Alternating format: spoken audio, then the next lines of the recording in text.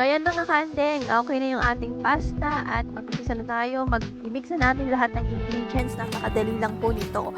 So, unahin natin ang corn. Yan, whole corn kernel mga kandeng. So, kahit saang supermarket, pwede po natin siyang mabili.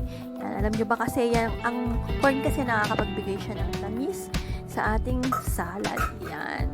And then, lagay natin ang raisin. So, depend po sa inyo mga kaanik kung gusto nyo ng maraming raisin, ilagay, nasa sa inyo po kasi alam nyo, mas marami, mas masarap, diba? Yan. Next naman ay ang pineapple, yan. So, nagayat ko na siya. So, kung may katamaran kayong magayat, bumili na lang kayo ng pineapple chunks, may nabibili lang naman. At wag po kayo, trivia lang po mga kaanik, wag kayong maglalagay ng fresh pineapple, yung pinya, kasi papait po talaga yung, yung salad ninyo. Papait ang lasa. So, yan. So, lagay na natin yung boiled egg. So, nagayat ko na rin siya. Ayan. Diba, Diyos ko po, Rode, ako ginugutom na. Ay, naman. Ayan. So, pagsarasa-sarasa natin, kasalanan lang natin lahat ng ingredients. Then, next ay ang ating boiled potato. So, nagayat ko na rin siya. So, ginayat ko siya ng medium cut kasi pag ginayat ko siya ng maliit, ay baka madurog naman pag hinalo nyo, diba? So, ayan po mga kaandeng.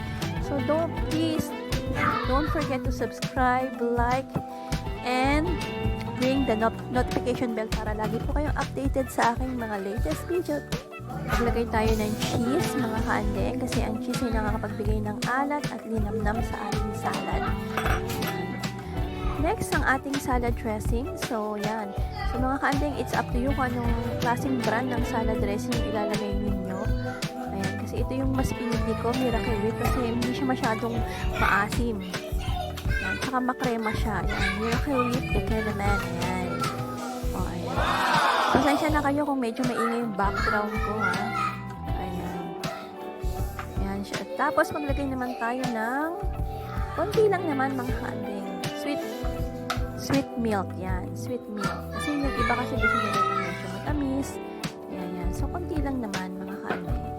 So, ayan, then, i-mix na lang natin po lahat ng ingredients. So, sana magustuhan nyo itong ating macaroni with potato salad.